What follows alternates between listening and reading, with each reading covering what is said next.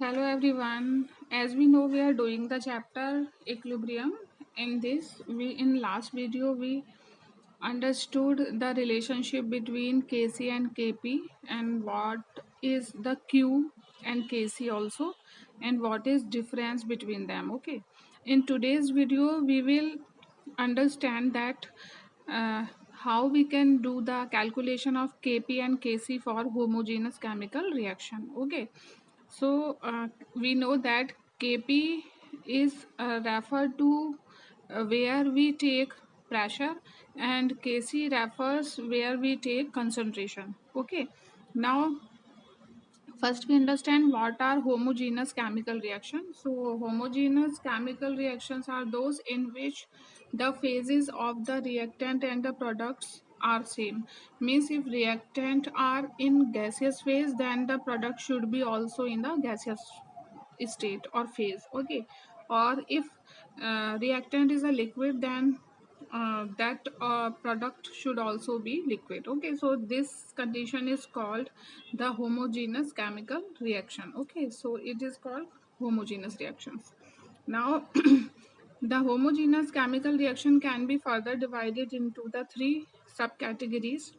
Those reactions where we are taking the example of the gaseous phase in a homogeneous reactions, and now we will understand it by taking the example of gaseous reaction. Okay, so those reaction where gaseous moles increases, the condition can be जहाँ पर gaseous moles increase होंगे.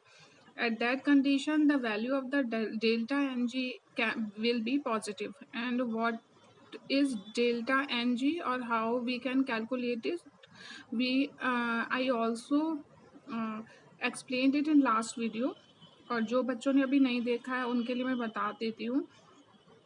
Delta Ng is a difference between the stoichiometric coefficient of the product with reactant. हम product के stoichiometric coefficient में से जब reactant का stoichiometric coefficient minus करते हैं तब हमको डेल्टा Ng की वैल्यू मिल जाती है. ठीक है, तो जब हम गैसेस मोल्स को इंक्रीज करेंगे the value will be positive.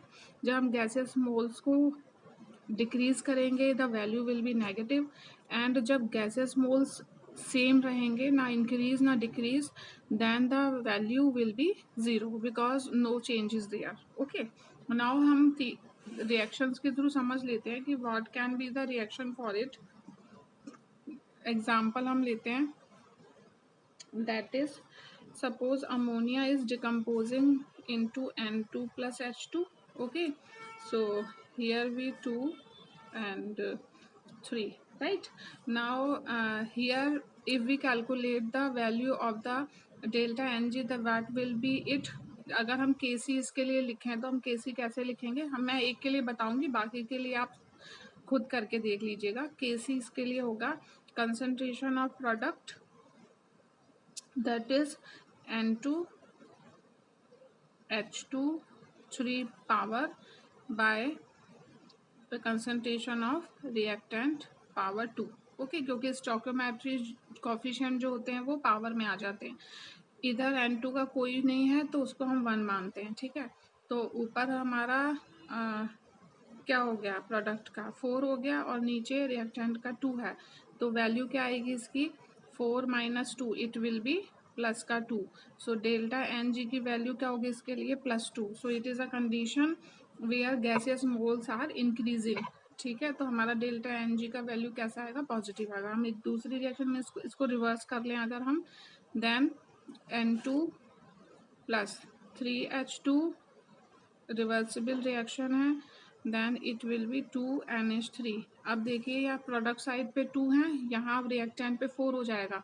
तो अब जो हमारा डेल्टा Ng का वैल्यू आएगा वो -2 आएगा. ठीक है, so it is a condition where value is -2.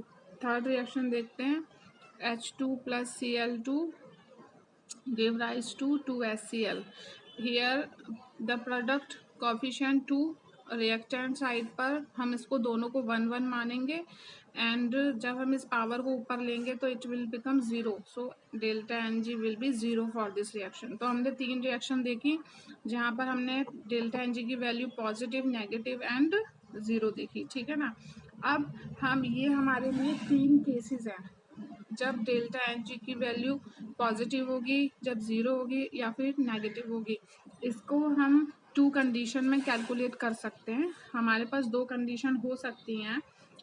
क्या हो सकती हैं वो? व्हेन टेम्परेचर इज गिवन, जब हमको टेम्परेचर दिया जाए, when temperature is given, okay, हमें इसकी वैल्यू दी जाए। नेक्स्ट, जब हमको टेम्परेचर गिवन ना हो, okay, when temperature is not given, ठीक है। 2 कंडीशन होंगी। सबसे पहले हम फर्स्ट कंडीशन में इन तीनों केसेस को देखेंगे कि पॉजिटिव कंडीशन में इसका क्या वैल्यू चेंज होती है, ठीक है ना। तो हम केस 1 लेते हैं अभी। तो हमारा जो केस 1 है दैट इज केस 1। केस 1 में हम क्या ले रहे हैं? Delta N G equal to positive, ठीक है। इस केस को हम ले रहे हैं। We are taking the reaction, हम एक रिएक्शन लेते हैं that is PCl5, reversible reaction है PCl3 प्लस क्लोरीन, ठीक है। हमने ये रिएक्शन लिया, पहले हम इसके लिए Kc की वैल्यू लिख देते हैं, ठीक है। So what will be the value of Kc? So Kc will equal to concentration of product, okay. इसको एक्टिव मास ब्रैकेट्स भी बोला जाता है। इसको हम Kc के टर्म में हम इसको कंसंट्रेशन ब्रैकेट्स भी बोलते हैं, ठीक है। कंसंट्रेशन ब्रैकेट्स भी है bye concentration of reactant PCl5, ठीक है। स्टोइकोमेट्रिक कोफिशिएंट सबका 1 1 है यहाँ पर, ठीक है। तो 1 1 है, तो ये 1 जब ऊपर जाएगा तो डेल्टा एन जी का वैल्यू क्या आएगा? +1 आएगा, ठीक है। ये तो हमारा केसी हो गया। अब इधर देखिए, suppose initially when time T is equal to 0, initially जब टी टाइम 0 है, हमारे पास सपोज PCl5 के A मोल्स हैं, ठीक है। We have A moles of PCl5, लेकिन product formation at that time is 0 and 0। When time is 0, तो उसमें हमारा रिएक्टेंट से अभी प्रोडक्ट बनना शुरू नहीं हुआ, so moles of product is 0 at initial condition, ठीक है। After time T when there is a equilibrium condition, जब हमारी इक्विलिब्रियम की कंडीशन आती है, हम ये सपोज करते हैं, suppose x mole of the product has been formed from the reactant. तो जब अगर x मोल हमने माने हैं कि वो बन गए रिएक्टेंट से, तो हम इसमें x को माइनस करेंगे। मीन्स हम क्या लिखेंगे? a minus x, means x t time में जब इक्विलिब्रियम स्टेट आ गई है, at that time x moles has been converted from the total moles of A into product। तो यहाँ से हम x माइनस करेंगे, देन हियर हमें क्या मिला? x मोल PCl3 के और x मोल क्लोरीन के, ठीक है। अब ये तो मोल की टर्म्स में है, लेकिन अभी हमें ये किस टर्म में चाहिए? कंसंट्रेशन, बिकॉज हम कंसंट्रेशन को यहाँ कंसीडर कर रहे हैं। तो उसके केस में हमें यहाँ अपॉन v करना पड़ेगा, वॉल्यूम। तो ये अब हो गया कंसंट्रेशन की टर्म में, जब हमने यहाँ पे वॉल्यूम लिख दिया तो, ठीक है। तो अब हम ये वैल्यू जो है ये किसके लिए? PCl5 के लिए। This value is for PCl3, this value is for chlorine, okay, Cl2। अब ये हम वैल्यूज कहाँ रख देते हैं? इसमें रख देते हैं। Kc जो हमने निकाला है ना, हम इन वैल्यूज को इसमें रख देते हैं। तो PCl3 की वैल्यू क्या है? दैट इज x/v, ठीक है। और Cl2 की क्या है? x/v divided by what? Divided by a minus x/v, ठीक है। यही हुई ना इसकी वैल्यू। तो हमने सिंपली इन वैल्यूज को Kc में रिप्लेस कर दिया, ठीक है। अब हम क्या करेंगे? यहाँ पर ये v से v कैंसिल हो जाएगा, और ये वाला भी, because it is in denominator, ये नीचे आ जाएगा। तो ये क्या हो जाएगा? It will become what?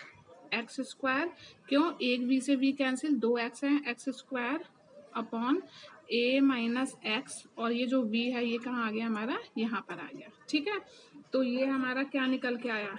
It is ये हमारा एक्सप्रेशन निकल के आया when delta Ng is positive, ठीक है, उस केस में हमारा ये वैल्यू निकल कर आया। अब वी नो दैट, हमको क्या पता है, that the value of Kc and means expression for Kc and Q is same, लेकिन डिफरेंस क्या है दोनों में। अगर हम इस एक्सप्रेशन को लिखें दैट Q इक्वल टू के सी इक्वल टू हमारा जो वैल्यू आया X square upon A minus X V, यही आया ना। हमें पता है कि Q और के सी की वैल्यू सेम रहती है, एक्सप्रेशन सेम रहता है, बट डिफरेंस क्या है, ये इंस्टेंटली हम लेते हैं और ये इक्विलिब्रियम पर होता है। सो इक्विलिब्रियम क्योंकि ये कांस्टेंट है, ये वेरिएबल है, ठीक है, it is a variable and it is constant, okay, constant है ये, तो इसकी वैल्यू चेंज नहीं होगी और इसकी वैल्यू चेंज होगी। तो ये इक्विलिब्रियम पर अगर ये वैल्यू है तो कंसंट्रेशन बढ़ने या घटने से केसी की वैल्यू पे कोई फर्क नहीं पड़ेगा। But if the value of the PCl5, अगर PCl5 की वैल्यू मीन्स PCl5 क्या है, हमारा A है, उसकी वैल्यू अगर हम बढ़ाते हैं तो हमारा Q का वैल्यू क्या हो जाएगा, वो कम हो जाएगा। क्यों हो जाएगा, क्यों, क्योंकि ये इन्वर्सली प्रोपोर्शनल है। Q is inversely proportional to the A. Why A? Because it is in denominator. तो जब हमारा A Q का वैल्यू कम हो जाएगा मीन्स इक्विलिब्रियम स्टेट पर Kc हमारा क्या है, कांस्टेंट वैल्यू रखता है, इसकी कंसंट्रेशन से रिएक्टेंट और प्रोडक्ट की इस पर कोई फर्क नहीं पड़ता। तो जब Q का वैल्यू एक की कंसंट्रेशन को बढ़ाने से कम होगा मीन्स क्या हुआ कि Kc से कम वैल्यू हो गई किसकी, Q की, यही तो हुआ। तो हम यहाँ पर क्या करते हैं, हम इस बात को नोट करेंगे, क्या, इफ वी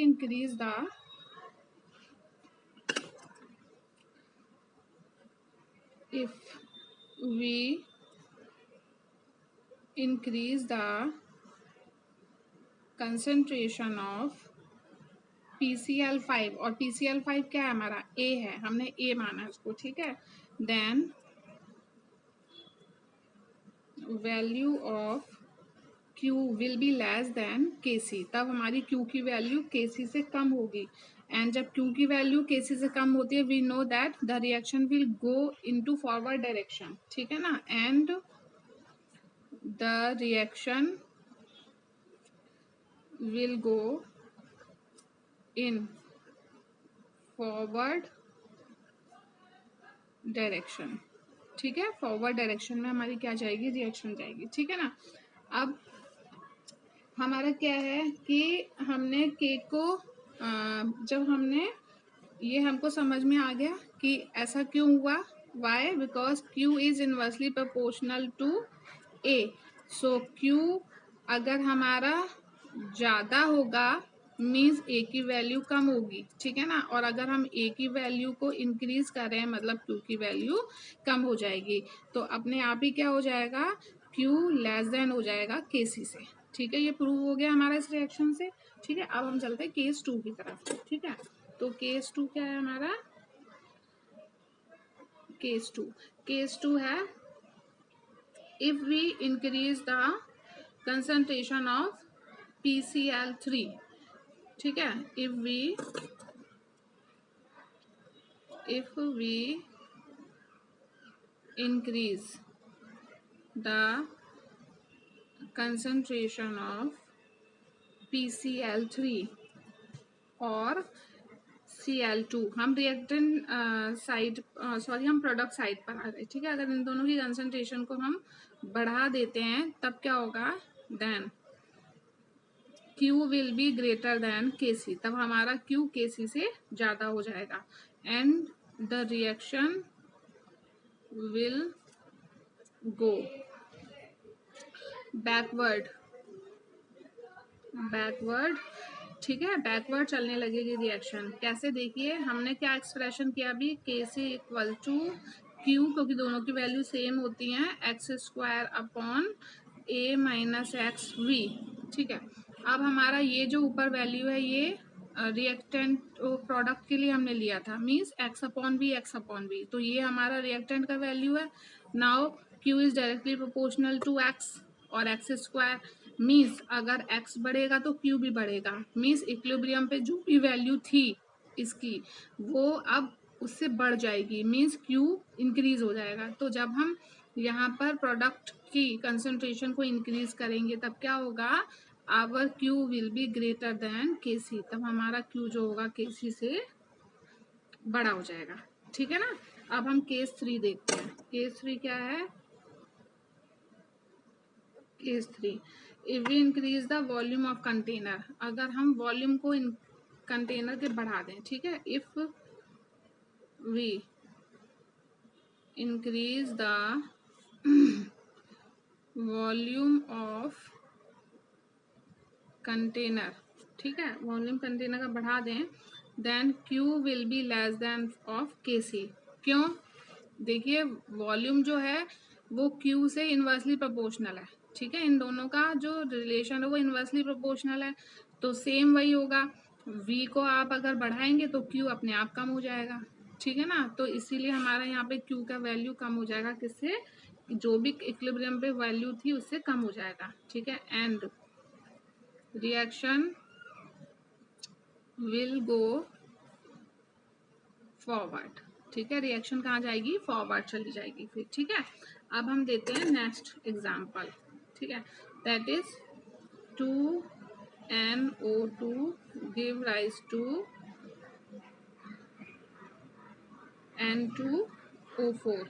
ठीक है, अब ये हमने रिएक्शन ली, यहाँ पर हमारा डेल्टा Ng की वैल्यू अगर हम इसको सॉल्व करें तो क्या होगा, यहाँ पर स्टोइकोमेट्रिक कोएफिशिएंट कुछ भी नहीं है तो हम इसे 1 मान लेंगे, यहाँ पर वो 2 है, तो डेल्टा Ng का वैल्यू क्या होगा, यहाँ से product concentration of product by concentration of reactant लिखते हैं, जब इस 2 को ऊपर लेकर जाएंगे तो ये माइनस वैल्यू देगा, तो इट विल बी -1 हो जाएगा। अब हम नेगेटिव वैल्यू के लिए क्या करेंगे, कैलकुलेट करेंगे। ठीक है ना, अब हम ये देखते हैं, सपोज व्हेन टाइम वाज 0, जब हमारा टाइम क्या था, 0 था, तो हमारे जो हमारे रिएक्टेंट है इसके मोल सपोज हमारे पास थे A, लेकिन हमारा प्रोडक्ट कुछ भी नहीं बना था उस टाइम पर, because initially reactant does not start to converting into a product. ठीक है, after time T when equilibrium state आ गई हमारी, तो सपोज हमारा देखिए जब इसके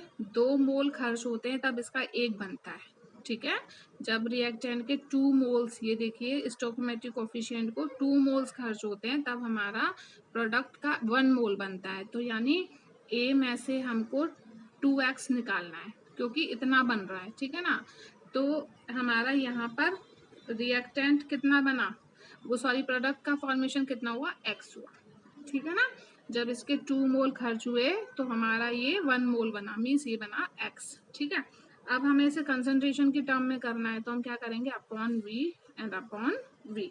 ठीक है, और अगर हम Kc के एक्सप्रेशन में इसे रख दें तब क्या होगा, Kc इक्वल टू ये है हमारा प्रोडक्ट, तो हो जाएगा x upon v by a minus 2x upon v, यही तो हो जाएगा। तो हम क्या करेंगे यहाँ पर v से v को कैंसिल करें, हाँ, पर इनका स्क्वायर भी तो है यहाँ पर। ठीक है ना, क्यों स्क्वायर, क्योंकि ये हमने क्या लिया, ये 2 मोल्स लिए हैं ना, इसलिए हम ब्रैकेट पे इसके स्टोइकोमेट्रिक कोएफिशिएंट 2 होगा, तो हम यहाँ पर कंसंट्रेशन ब्रैकेट पर पावर 2 भी देंगे ना, तो इसलिए स्क्वायर हो गया। ठीक है, अब एक v से एक v कैंसिल हो जाएगा। ठीक है, 1 v हमारे पास अभी बचा, तो हमारी वैल्यू क्या हुई, x upon a minus 2x का स्क्वायर, और ये जो v है ये पहुंच जाएगा यहाँ पर, डिनोमिनेटर में था ना, ये हमारा पहुंच गया ऊपर, और नीचे हो गई हमारी ये वैल्यू। ठीक है ना, तो अब देखिए व्हेन डेल्टा Ng इज -1, जब इसकी वैल्यू नेगेटिव है तो हमारा जो वॉल्यूम है वो Q के डायरेक्टली प्रोपोर्शनल है, लेकिन जब हमारा पॉजिटिव थी डेल्टा Ng की वैल्यू तब क्या था, तब हमारा Q का जो वो वॉल्यूम जो था वो डिनोमिनेटर में था। ठीक है, अभी ये कहाँ पर आ गया, ये न्यूमरेटर में आ गया, राइट। तो अब हम क्या होगा, here Kc equal to Q। ठीक है, वॉल्यूम इंक्रीज की जाएगी, Q का वैल्यू बढ़ जाएगा, तब क्या हो जाएगा हमारा वॉल्यूम इंक्रीज करने पर, हम यही देख लेते हैं। देखिए V इंक्रीज करेंगे Q भी इंक्रीज हो जाएगा, तो K C will be less than Q होगा उस टाइम पर, ठीक है ना।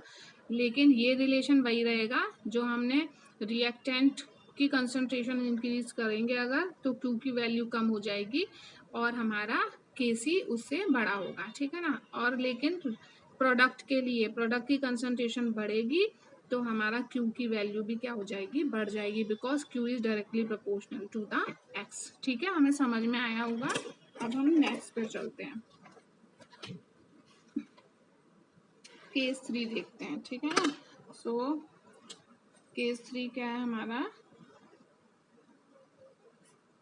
Case 3, right. देखिए, if we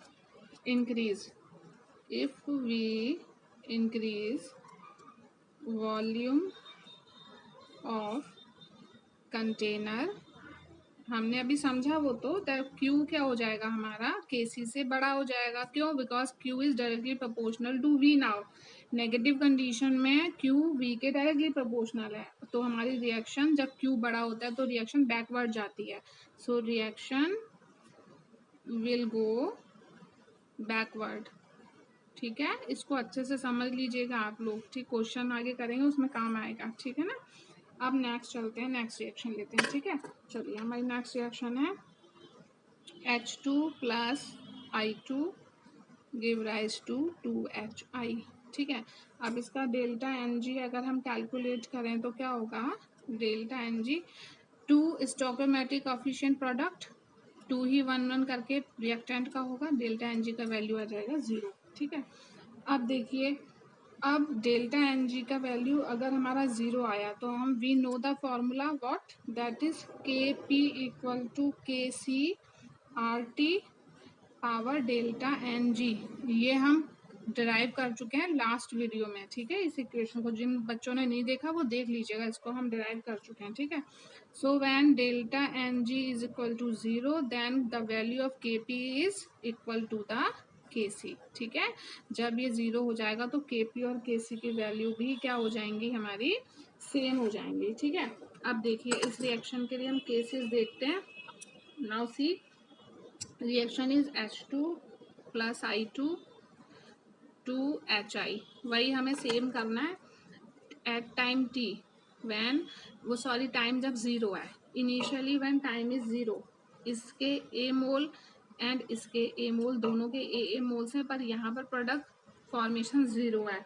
then when equilibrium जब एस्टेब्लिश हो गया है, सपोज इसके X मोल और इसके भी X मोल खर्च हुए, तब इसके कितने बनता है, 2 मोल्स बनते हैं। तो इसके XX जब खर्च होते हैं तब इसके 2X बन जाते हैं, ठीक है।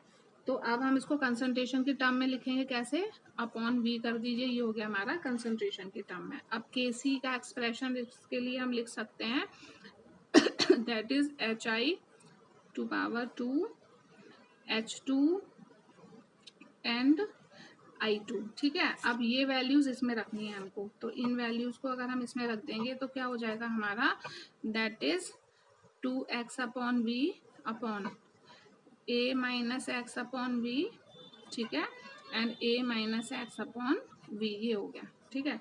अब हम V से, हाँ इसका तो स्क्वायर है तो ये दोनों V, यहाँ स्टोइकोमेट्रिक कोएफिशिएंट हमने स्क्वायर में लिया ना, तो यहाँ भी स्क्वायर लगाना पड़ेगा हमको, तो V वॉल्यूम तो सब कैंसिल होगा इससे, ठीक है। अब क्या बचा हमारे पास, वी हैव 2x का square upon A minus x का स्क्वायर, बिकॉज ये भी 2 बार है हमारे पास। अब ये वैल्यू है 4x square upon A minus x का स्क्वायर, ठीक है, ये वैल्यू है। अब देखिए, व्हेन डेल्टा, इस वाली इक्वेशन के लिए हमारा डेल्टा NG का वैल्यू 0 है ना, यहाँ पर वॉल्यूम का कोई फर्क नहीं पड़ेगा, बिकॉज इस फॉर्मूले में हमारे पास वॉल्यूम आई ही नहीं है, ठीक है।